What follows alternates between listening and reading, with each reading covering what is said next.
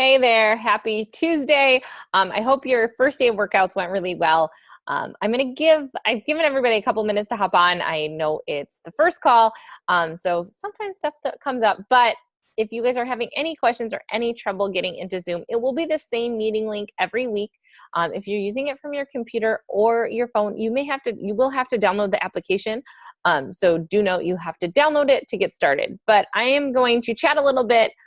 Make sure everyone made some sense. I've had some people that asked some questions, so I'm going to answer those first, and if anyone hops on, I will answer those questions then too. So one, I really wish that the Train Heroic app had a timer. I know it doesn't. I've played with some things. I haven't figured out how to do it yet. If I come up with something, I will let you guys know. Otherwise, I actually use an app on my smartphone. It is called SmartWad. WOD. Here's my phone. It is this one. That's what it looks like. That's the SmartWad app. I pull it up. It looks like this. I already have the timing set, and it gives you a 10-second countdown. You have to have it open for it to be working, to be able to hear it. So you can go back to your app, input your information, and go back to the timer. The timer will still be running. You just won't be able to hear it beeping at you to switch. It does have a countdown, all that kind of stuff. If you have your headphones on, it works. It is really, really great. It is free. So it's one of my favorite training apps that I use all the time. Another one was inverted rows. If you aren't able to do inverted rows because you don't have access to that or you're at home, a bent over dumbbell row will work great. I will be sending some links for some different videos. I'm working on putting all my own videos in there. So soon you'll just see my beautiful face telling you how to do the exercises. But until then, I'll have to send you links. So I will get you set up with a bent over row video if you don't currently have access to that. There are burpees coming up in the workout. So in the email that comes out with this, so for you guys that aren't watching this and you're watching the recording, in this email, there is a step-by-step on how to modify burpees. Please take a look at it. Try the modifications or try the full burpee. I want you to start where you feel comfortable and then progress yourself from there. There's so many variations and so many ways to do a burpee to be successful that, keep trying them different ways till you find one that works for you, and then keep moving forward to getting down to the ground or jumping. So many different ways you can do it. So those are my two big questions that I had so far, and something I threw in so you guys know what's to come. But I want to go over a couple things that are really important just on getting started in training and how to be successful. So it is holiday season, and that doesn't always mean things are going to be rainbows and butterflies. I completely understand.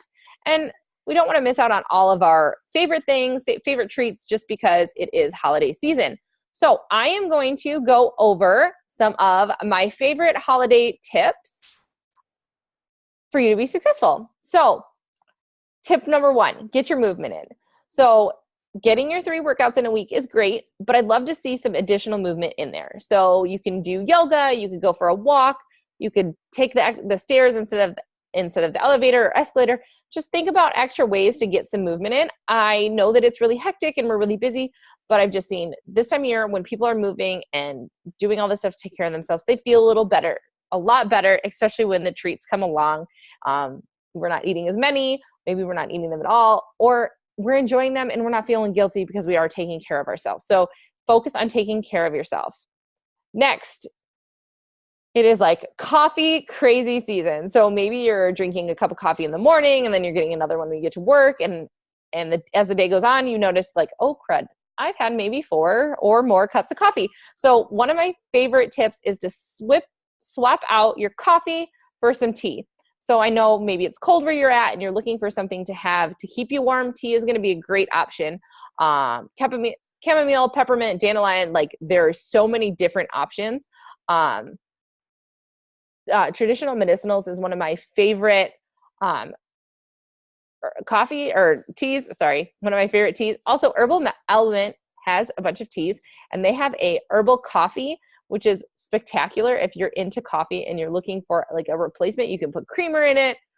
Okay, don't use crappy store-bought creamer. Maybe I should have started there. But it is a really good one. I don't have it, but I have friends and I have tasted it, and it is awesome.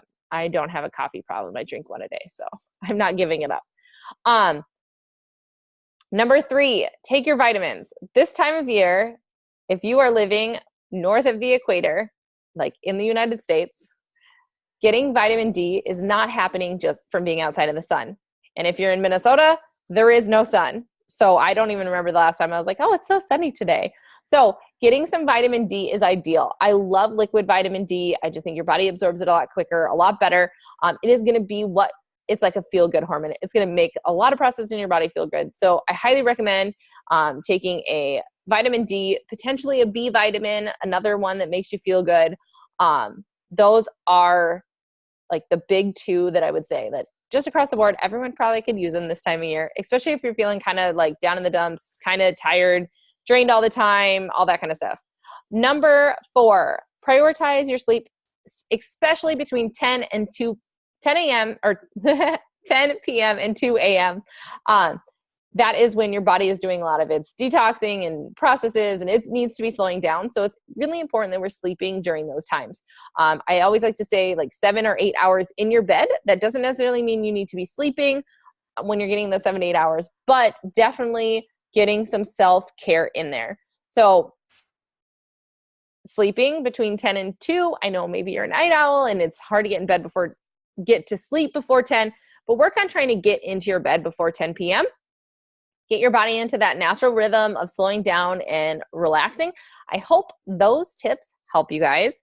I know they're not fitness-based, but you are getting a lot of fitness information. You're already going, and sometimes we can't out-train a bad diet. We can't out-diet a bad lifestyle. So if we have stuff going on in our life that isn't supportive or conducive to living a healthy lifestyle, it's going to derail you, or it's going to keep you from getting results. So those are my 4 little tips. I know one is movement-based. So take those into account, work on those.